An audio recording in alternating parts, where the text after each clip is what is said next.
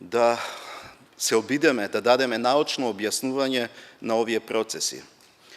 За да можеме тоа да го направиме, неопходно ни е да почнеме од географијата. За географијата пак ни се потребни карти.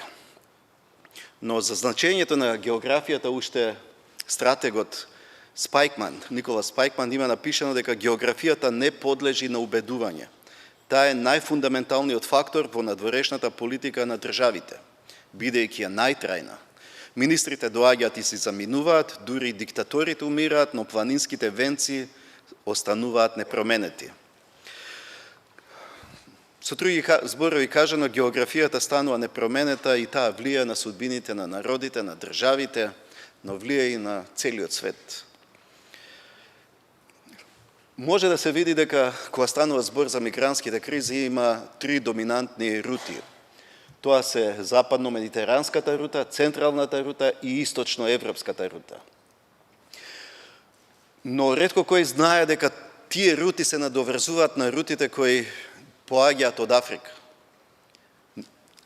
Знаеме ние од каде доаѓаат, но не знаеме од каде поаѓаат. И затоа неопходно е научен пристап на сето она што се случува во Африка, Блискиот Исток и Азија. Нас, Балканската рута, пред се не преокупира со сите настани што се случуваат на Блискиот Исток. И затоа постои секој пат поврзаност со настаните на Блискиот Исток и она што се случува на Балканот. Но има еден феномен. Можеме да видиме дека ако сакаме научно да ги проучуваме овие копнени рути кои доаѓаат кон Европа и ако сакаме научна елаборација да дадеме зашто токму тие рути се доминантни, ќе видиме дека како што се копнените рути, такви се и воздушните рути. По истите рути по кои на копно доаѓаат мигрантите и бегалците, по воздух доаѓаат птиците преселници.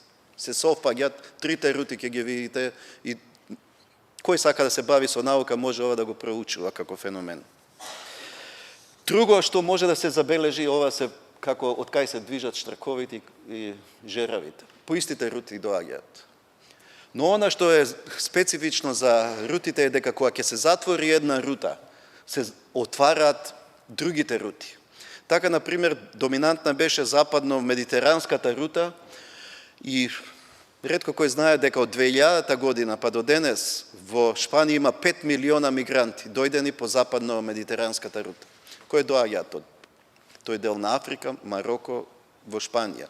Кога се регулира протокот во западно-медитеранската рута, беше отворена централно-медитеранската рута или познатото острово Лампедуза, по која беше познато дека Медитеранот стана гробница на мигранти. Со регулирање на таа централно-медитеранска рута се отвори Балканската рута.